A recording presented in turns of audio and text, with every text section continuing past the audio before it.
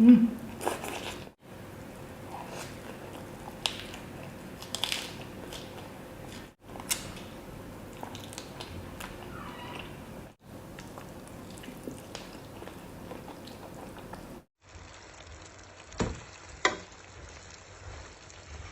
Malambot, mamula-mula, malinamnam at kakaibang luto nga ng pork belly ang lalantakan natin for today's video. Isa nga ari sa paboritong ihain sa hapagkainan sa parteng Asia. Napakasimple lang kasi nitong lutuin, masarap sa kanin at pwede ding malasang yup sa lang kainan. Para siyang lechon pagkatapos mo siyang lutuin, napakasarap. Kaya tara, lutuin na natin ang pork belly. Sa isang lagayan ay papalasahin nga lang natin ang karne simula sa pagbabad ng sibuyas at bawang. At lalagyan din natin ang patisin at siya magbibigay ng lasa sa ating putahe for today.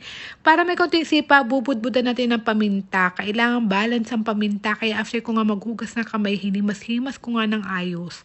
Ang importante ay ang part na ito dahil dapat magaling kang humimas, mare. Alam ko namang sanay ka na. Para nga magpantay ang lasa niyan mamaya, kailangan talaga kada sulok ng karne ay dumadaan sa pampalasa. Kaya talaga namang mga ilang minuto ko ring hinimas at hindi ko talaga tinigilan. Kailangan kasi talagang lumasa yung sibuyas at bawang niya para masarap ang kainan mamaya. Sa isang kawali nga ay maglelecheplan nga lang tayo, charot. After nga may himas ng ayos, kumuha ako ng kawali at dyan tayo magkakaramelize ng isa pang importante nating ingredient sa ating putahe, ang asukal. Para ka nga lang naglelecheplan, di ba? Hahalu-haluin mo lang yung asukal hanggang matunaw. Pag natunaw na nga yan, lalagyan natin siya ng tubig. At halu-haluin nga lang natin yan hanggang sa kumulo. Pag kumukulo na nga, tsaka natin ilalagay ang ating pork belly na binabad kanina. Wala naman yung mga sauce na natira kasi nga patis yun at talagang hinalo ko ng ayos. Kailangan nga lang itiwa-tiwarik mo ng ayos at ang hindi masunog ang karne at para lahat ng parte ng pork belly ay makaramelize sa sugar. Slow cooking nga lang tayo mga marit, baka masunog ang asukal, ayaw natin yun. Lalagyan nga lang natin ng toyo, hindi ko na nga sinuka, tamang tansya lang at saka ako na nilagyan niya ng tubig para lumambot ng ayos ang karne. Yung sukat ng tubig, sakto lang hanggang sa mag-submerge yung karne at lumambot. At yun na yun mga mare, okay na yun. Iniwan ko lang yun ng mga 1.5 oras. At pagbalik ko, ayan na nga ang kanyang itsura. At ang pagkakasarap, hindi ko alam kung ano nangyari dito. Pero after ko siyang maluto, mukha siyang lechon. Kaya talaga mga ako sarap na sarap, malinamnam, malambot. Kaya nga ako'y napaulit tutuin, ari.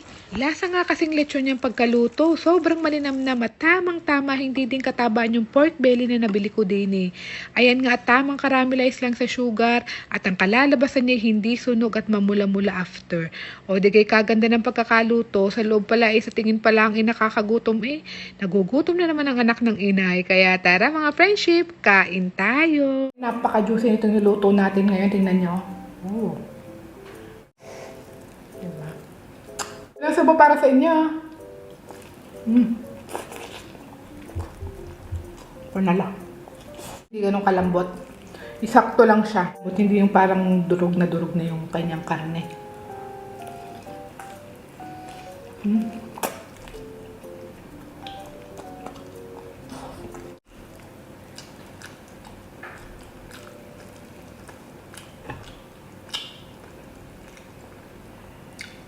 Gawin natin isang yupsal.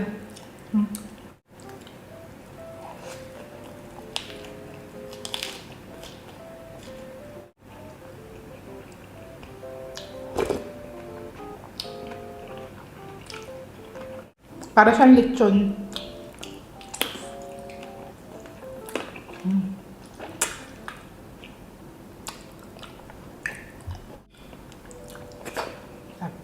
Sarap. Mahalin yung ganitong luto.